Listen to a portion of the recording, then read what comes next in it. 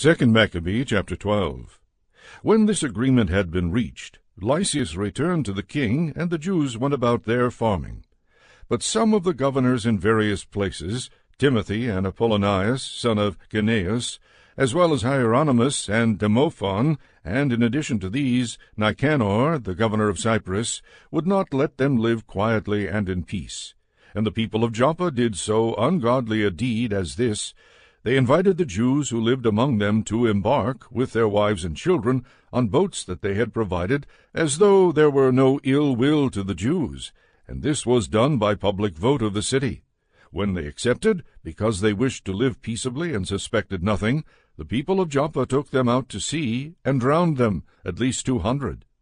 When Judas heard of the cruelty visited on his compatriots, he gave orders to his men, and, calling upon God, the righteous judge, attacked the murderers of his kindred.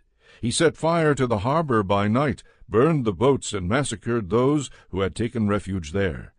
Then, because the city's gates were closed, he withdrew, intending to come again and root out the whole community of Joppa. But learning that the people in Jamnia meant in the same way to wipe out the Jews who were living among them, he attacked the Jamnites by night, and set fire to the harbor and the fleet, so that the glow of the light was seen in Jerusalem 30 miles distant. When they had gone more than a mile from there, on their march against Timothy, at least 5,000 Arabs with 500 cavalry attacked them. After a hard fight, Judas and his companions, with God's help, were victorious.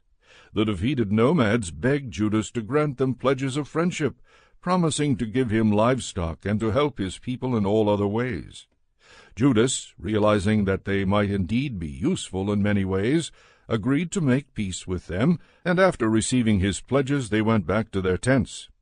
He also attacked a certain town that was strongly fortified with earthworks and walls, and inhabited by all sorts of Gentiles. Its name was Caspin. Those who were within, relying on the strength of the walls and on their supply of provisions, behaved most insolently toward Judas and his men, railing at them and even blaspheming and saying unholy things. But Judas and his men, calling upon the great sovereign of the world, who without battering rams or engines of war overthrew Jericho in the days of Joshua, rushed furiously upon the walls.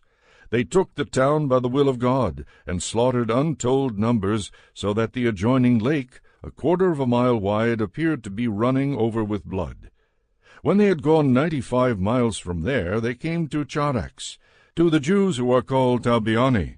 They did not find Timothy in that region, for he had by then left there without accomplishing anything, though in one place he had left a very strong garrison. Dositheus and Sosipater, who were captains under Maccabees, marched out and destroyed those whom Timothy had left in the stronghold, more than 10,000 men. But Maccabees arranged his army in divisions, set men in command of the divisions, and hurried after Timothy, who had with him 120,000 infantry and 2,500 cavalry. When Timothy learned of the approach of Judas, he sent off the women and the children, and also the baggage, to a place called Carnaim, for that place was hard to besiege, and difficult to access because of the narrowness of all the approaches. But when Judas's first division appeared, terror and fear came over the enemy at the manifestation to them of him who sees all things. In their flight they rushed headlong in every direction, so that often they were injured by their own men and pierced by the points of their own swords. Judas pressed the pursuit with the utmost vigor, putting the sinners to the sword, and destroyed as many as 30,000. Timothy himself fell into the hands of Dositheus and Sosipater and their men. With great guile he begged them to let him go in safety, because he held the parents of most of them, and the brothers of some, to whom no consideration would be shown. And when with many words he had confirmed his solemn promise to restore them unharmed, they let him go, for the sake of saving their kindred. Then Judas marched against Carnaim and the temple of Atargatis, and slaughtered 25,000 people. After the rout and destruction of these, he marched also against Ephron, a fortified town where Lysias lived with multitudes of people of all nationalities. Stalwart young men took their stand before the walls and made a vigorous defense, and great stores of war engines and missiles were there. But the Jews called upon the sovereign, who with power shatters the might of his enemies, and they got the town into their hands, and killed as many as 25,000 of those who were in it. Setting out from there, they hastened to Scythopolis, which is 75 miles from Jerusalem.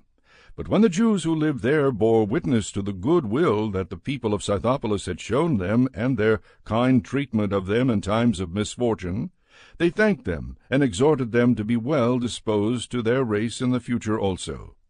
Then they went up to Jerusalem, as the festival of weeks was close at hand. After the festival called Pentecost, they hurried against Gorgias, the governor of Idumea, who came out with 3,000 infantry and 400 cavalry. When they joined battle, it happened that a few of the Jews fell.